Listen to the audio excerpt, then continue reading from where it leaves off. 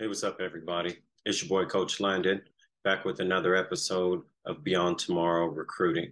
Today, we're going to talk to Jeff Moore, who's going to give us a detailed breakdown of the differences in recruiting between Division One, Division Two, Division Three, NCAA levels, as well as NAIA levels, as well as junior college Division One, Division Two, and Division Three levels. So let's knock out this intro and then we'll jump into some questions with Jeff.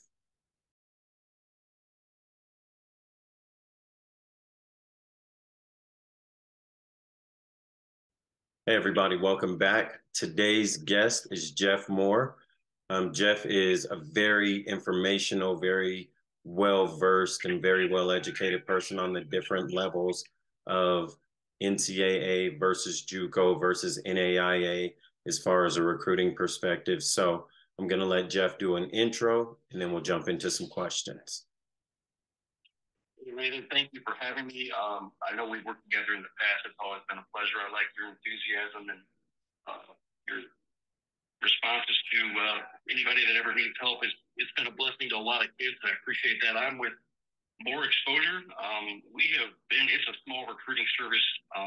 First started out near Chicago, but we cover nationwide. We've handled hundreds of kids throughout that 16-year period, from your high major level kids all the way down to your junior college kids. And we do try to stay versed to help parents, because a lot of parents have questions, of course, because you and I have gone through this hundreds of times. We may know the process obviously a lot better, but we try to make it as seamless as possible. But I appreciate being on your program. Absolutely, man. I appreciate you taking time today. Absolutely.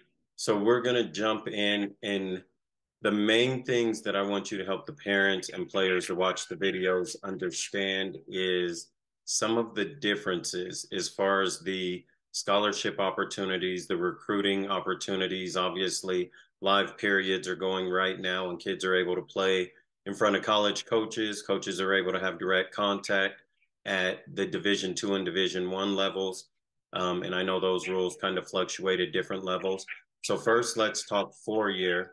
Let's touch on a couple of the differences between NCAA Division One, Division Two, and then Division Three. We'll kind of touch on NAIA, and then we can jump into some JUCO stuff. So go ahead and give the people some information on the differences, the major differences. Obviously, there's tons and tons of differences, but the major differences in the recruiting process and scholarship opportunities at the NCAA levels. Yeah, the most restrictive of all the levels, obviously, is the NCAA. At every school, every institution actually has their own program or office set aside to make sure that they're adhering to all of the different rules, which there's a lot. For example, people might wonder, what are the differences in scholarships for Division One, Two, and Three, and what can they get? For Division One, the scholarships that they can offer each season are 13. Division Two, they can offer 10 scholarships. And at Division Three, they do not have any athletic scholarships. Now, in the Division One process, it's a complete full ride. That's all they offer. The Division Two, what they try to do is they can offer a mix of academic and athletic, which is nice. But at the Division Three level, they don't offer athletic scholarships, but I know a lot of those schools will try to make it as close as possible to say like a state type of situation where, let's say if you're in Indiana and you want to go to Indiana University and you're looking at this Division Three school, let's say the general cost around Indiana University is out of pocket about $15,000. They'll try to give you as much maybe endowment money or academic money, which is, again, we'll touch on later, which is why it's so important to get your academic stuff, because that's going to apply towards aid, even at the other levels we're going to point on at a later time here. But also some of the differences in NCAA are the recruiting time that they can actually speak to you. I know that beginning June 15th of your sophomore season, these coaches can start reaching out to you. That doesn't mean that you can't start reaching out to coaches before then, but they also have different dates of what they call live evaluation periods, contact periods, dead periods where they just can't contact you. But there's just a whole slew of restrictions as far as that goes. But the other levels that we'll talk about, they just don't have, if any, limitations as far as that goes. Definitely. Definitely. So with live periods, let's touch on live periods at the NCAA Division I and Division II levels first. I know that we'll just touch on where we're at now on the calendar. Right now, it looks like today was the actual last day of a live period for up until July 6th through the 9th. They have certified live events where the coaches can not only watch you, but contact you. And then July 24th through the 27th are the same. And that will round out this recruiting calendar for basketball, at least for this year. But I know people need to go online and check those out. They usually start, the recruiting period usually starts around April for live periods. But that's kind of where we're at as far as the calendar goes. And those live periods affect which levels at the NCAA level? That would be the D1 and D2s. I mean, really any level at the NCAA. Those are all in the same recruiting calendar. And then NAIA, kind of touch on their recruiting calendars and their restrictions as far as contacting players. Really, at those levels at the NAIA, it's a wild west, so to speak. They can call and be called anytime, any part of the day.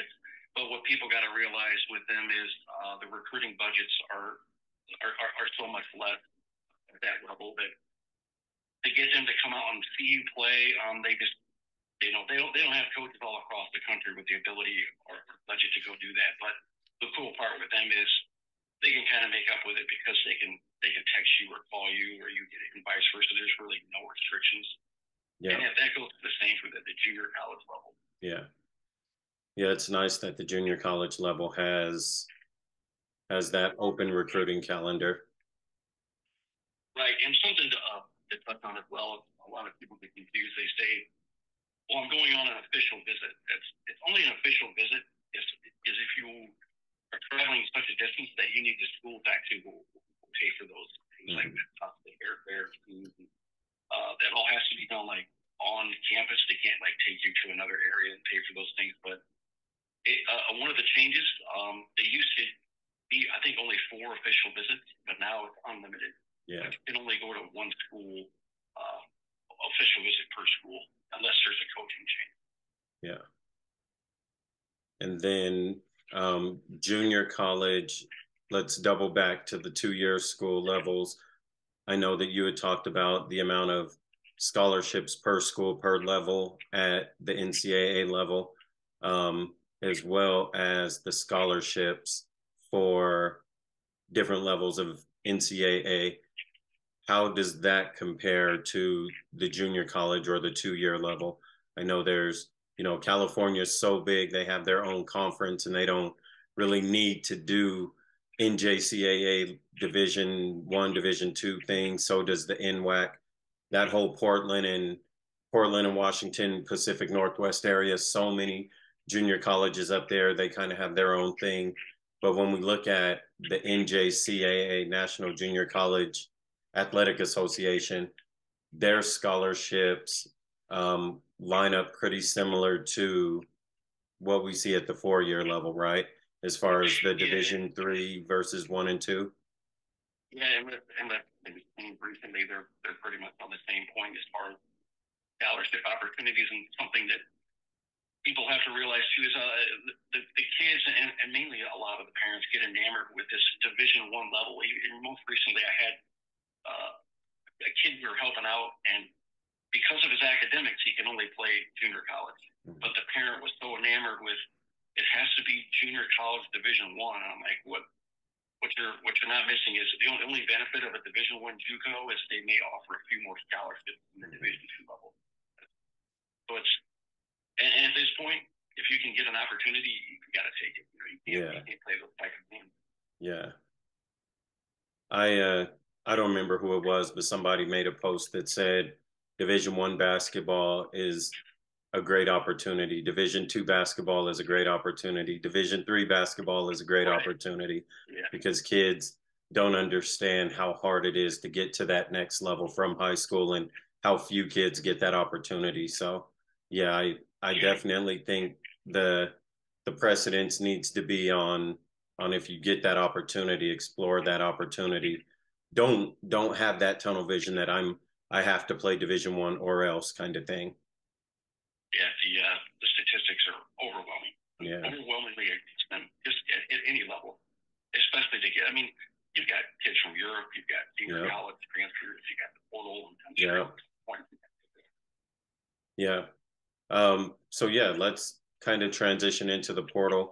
When kids, and I think the industry standard, we've kind of just started calling it bounce back, right?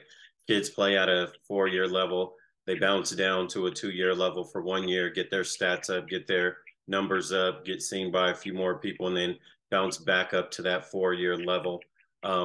Scholarship wise, I think that's definitely having a huge impact on the number of scholarships that are available, because if I'm coach at XYZ community college and I have a chance to get a player from, state university for 1 year, and I know he's probably going to walk in the door in better shape, more fit, more athletic than everybody on our team, and I can have him for a year, he can get us a few extra wins, and then I know he's leaving. The scholarship that I need to present with him needs to be at the top of the opportunities, the full ride, so to speak. So that in itself affects the number of scholarship spots, and then from there it kind of becomes best fit. So, what are your thoughts on guys that are in a position to get to college, but because of the portal and some of the other opportunities these college coaches get, the kids may not go where they're wanted and where they can fit in, and they're trying to play the waiting game to get to a bigger school. Kind of give your input on that. With a kid, it's I would say it's almost akin to buying a vehicle. You kind of know when it's right, but and you hit it on the head. You got to go where you are needed and where you're wanted. I think you can see that with the process of recruiting. If you have a coach that has been on you from day one, they've wanted you to come in on visits quickly to meet the players. But you did touch on it also, is these coaches have their jobs on the line, and if they need wins, they're going after the older players. Kids that have kind of they're bigger players. They've been on college programs. They've had weight sessions, and they've grown up physically and matured mentally. And if a coach needs, and they all are seeming to go that way, which I don't blame them, is I need an older kid that, like you said, can walk through the door and help me get wins right away. So that's pushing these high school kids down even lower. Yeah. The opportunities are even far, and they have to understand to be patient. Most programs, even at your high school level, you didn't walk in as a freshman and just kind of take over a starting role. You had to be patient and understand that time's going to come. It's kind of the same thing now. Yeah, definitely. With the COVID year, allowing kids whose collegiate careers started during or after the COVID epidemic started, that plays a whole nother role in these kids having that 5th year of eligibility as well.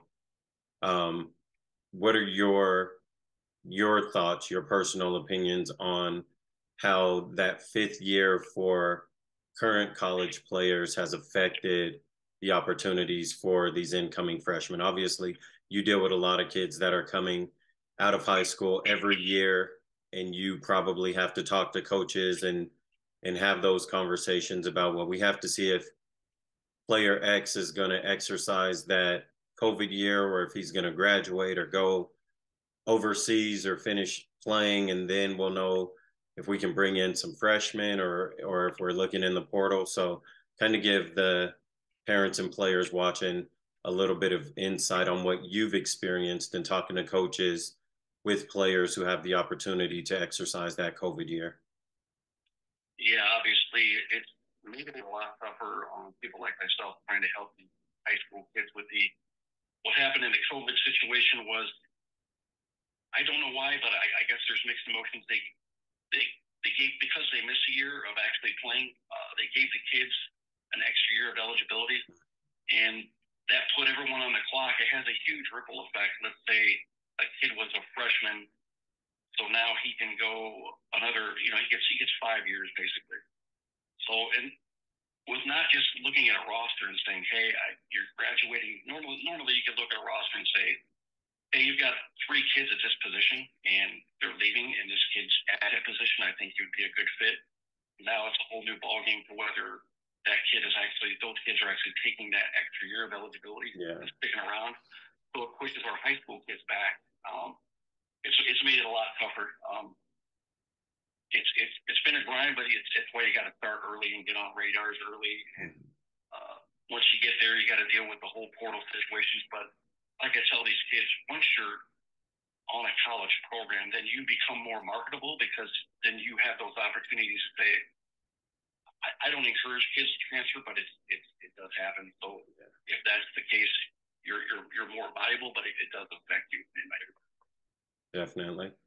So you made a good comment about with the incoming freshmen and getting to that first school and kind of making that imprint. You provide a really cool service through the More Exposure, where you kind of help with some of the social media audits, evaluating their Twitter pages, making sure that their highlight videos are connected to the profiles that you create. You also help with understanding financial aid.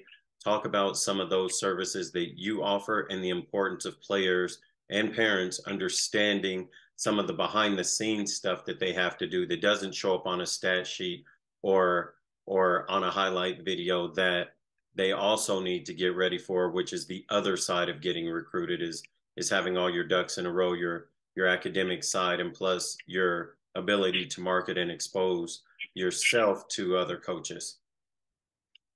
Yeah, I always tell kids it's easy to get on a list for college coaches on a recruiting list, but there's so many kids, it's even easier to get off that list. But there's so many different things you can do to get off a recruiting list. Let's say you've seen a lot of Twitter pages that urban slang off the hook. You know what I mean? It's they're talking about going out partying the night before, or they're hanging out with questionable people. They don't have the Twitter on the top. They should have your class that you're in, your GPA, maybe a link to any videos you have. As much contact information as you can get.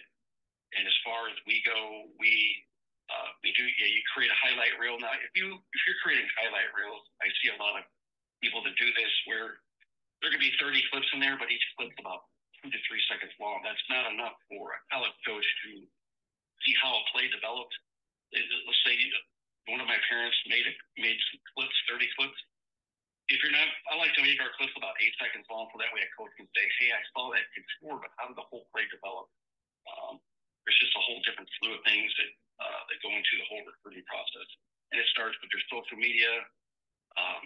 If you have to get your FAFSA information in, which is student aid loan information, if someone like myself needs you to get that done so we can set up visits, because in order to start the process, you start talking to a coach, and if they like it further, they want to bring you in for a visit. And especially at the levels they give you academic and athletic aid, they have to have you apply to that school so they can come up with an offer.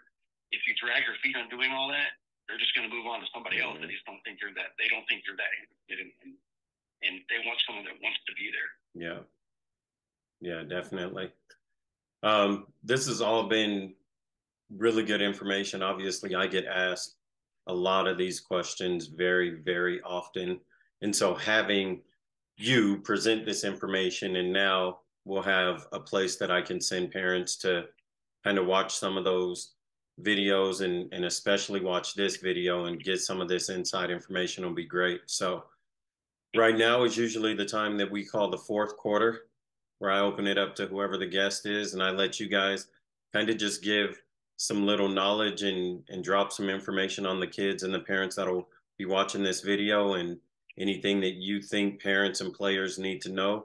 I like to open it up and let you kind of have the floor and give them whatever you think they should know. So the floor is yours. Okay, thank you. Again, we appreciate being on the program.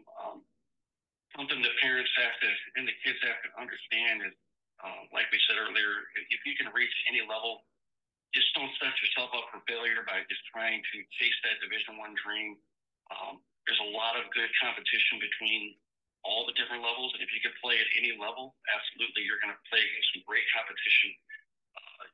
You're going to have to be patient. There's a lot to understand throughout the whole process, but we can help that. But yeah, it's a pleasure helping the kids. We know it's a long way to get to the end, but in the end, it's well worth it. We know the parents normally don't go through this.